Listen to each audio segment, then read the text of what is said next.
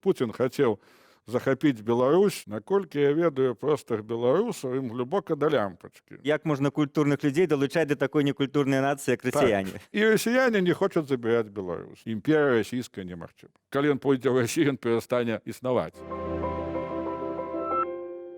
Наконец пра транзіт улады. Што ў гэтай вашай разважанні, якое маюць дачыненне да пытання, як Лукашенко будзе прымаць гэтае рашэнне, які варыянт ён выбера? Палітолагі кажуць пра, ёсць казахстанскі, расійскі, але ёсць і таджыкскі, ёсць азербайджанскі, бліжэй да нас Я скажу вам постсавецкі. такую думку, пра якую навряд ці хто вам скажа. Рашаць будзе не Лукашенко, а будзе рашаць яго эліта. Справа ў тым, што казаць, што краіны кіруе Лукашенко, это смешна.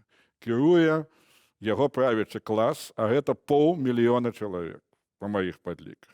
Это все вертикальщики от сельсовета, это іхныя дзеці, это так, мясцовыя алігархі, іх 500 000.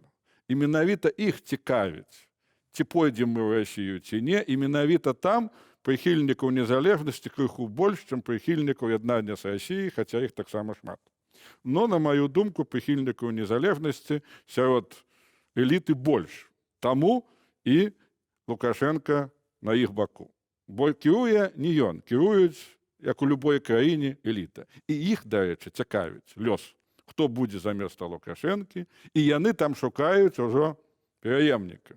І на маю думку, як мінімум 4-5 гатовы. Калі нешта здараецца, пераможа не прадстаўнік апазіцыі, хаця выбары будуць ультрадэмакратычныя, пераможа прадстаўнік альбо номенклатура, якая павядзе нас у Расію, альбо тая пераможа, якая павядзе нас на захад. І якім чынам, па-вашаму, адбываецца гэтая падрыхтоўка? А гэта адзін Бог ведае. Ёсць варыянт раптоўны. Нешта здараецца, чалавек знікае, аб'яўляюцца выбары, і тады на сцэну выходзяць прамаскоўскія кандыдаты і выходзяць, я б сказаў, пра заходнія ці патрыятычныя кандыдаты. І пераможаць прадстаўнік номенклатуры ці 100 галагера, ці з этого, но прыхільнік незалежнасці мае шансы перамагчы болей, чым прыхільнік Расіі. Можа, вы пераацэньваеце наяўнасць такого прамаскоўскага? У всяком разе, в публічнай палітыцы Александр Лукашенко не дазваляе, каб з'явілася якая-нибудь прарасійская партыя, адразу абрубаюць там і спецслужбы, і сілавыя структуры яшчэ больш, чым пра заходнюю апазіцыю. Прамаскоўскую чалавека, які не хоча таксама ў Расію, але ён хоча захаваць саюзную дзяржаву, ён хоча захаваць расейскую мову, то есть пакінуць тое, што і ёсць. Такіх даволі шмат. Ісці ў Расію, такіх яўных ён проста не ведаю, бо калі ён пойдзе ў Расію, ён перастане існаваць. Як палітыкі могуць знікнуць як чалавек, это яны ўсе ведаюць. Але выбіраць народ будзе з прадстаўнікоў альбо аднаго лагера номенклатуры, альбо другой. І гэта можа быць заўтра, это можа быць праз 5 гадоў. Это адзін Бог ведае, калі гэта будзе. А можа быць, што Лукашенко все дурыць галаву, народу нібыта ёсць нейкая канстытуцыйная рэформа, нібыта прапановы, а сам прынял для сябе рашэнне сядзець да апошняга. Наколькі я Да ведаю, апошняга здыху ў сэнсе фізічна. Правильно, і я з вами цалкам згодны. Я яго добра ведаю, ён думае, падумаеш, мне там 66 гадоў будзе. Сядзяць жа до 80, і я до 80 пасяжу. Так што это ўсё, размова для бедных.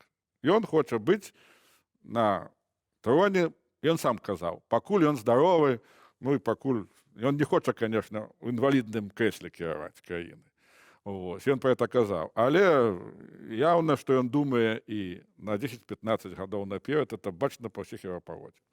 Таксама ёсць такое меркаванне, што, як ён калісьці сам выказваўся, пра гэта пісаў публіцыст Александр Федута, што ён наступніку свайму не пакіне такія паўнамоцтвы царскія, як сам Лукашенко казаў, якія зараз его ёсць. То бок нейкая канстытуцыйная рэформа трэба, каб зменшыць паўнамоцтвы прэзідэнта, вышэйшага кіраўніка. А это залежыць ад номенклатуры, якая вакол Лукашенко, і нам можа заставіць памяняць канстытуцыю. Бо іна кіруе Лукашенко, а не ён ёю, я кажу, як прафесійны гісторык.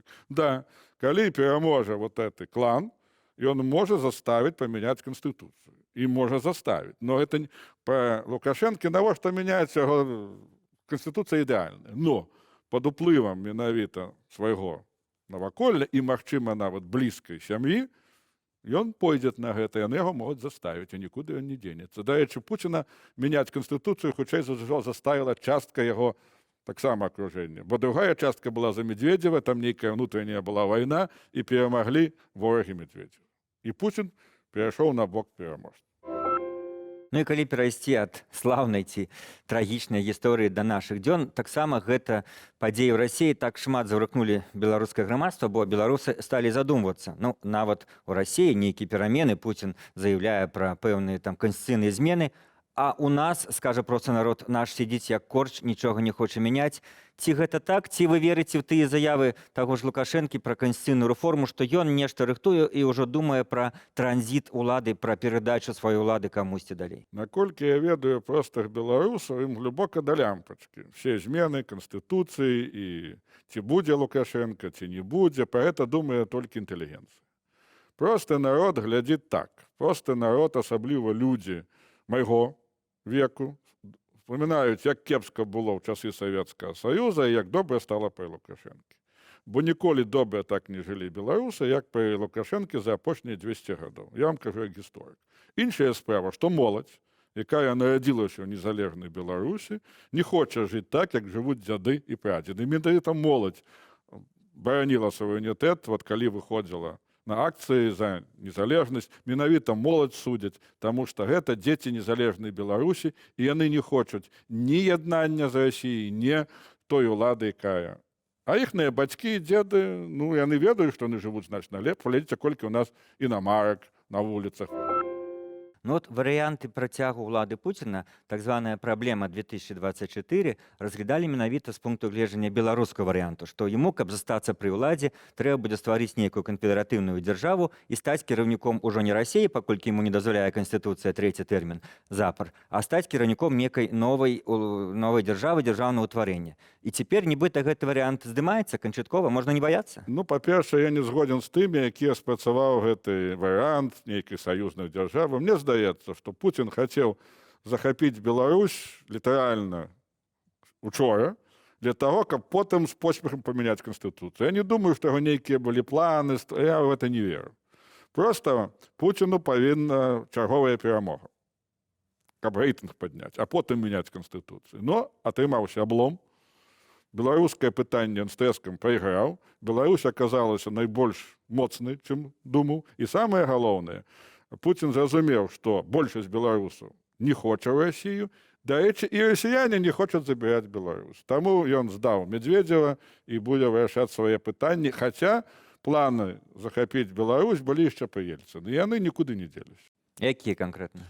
Ну, анексировать Беларусь по разным причинам. Я специально поднял публикации вот 96-7 года.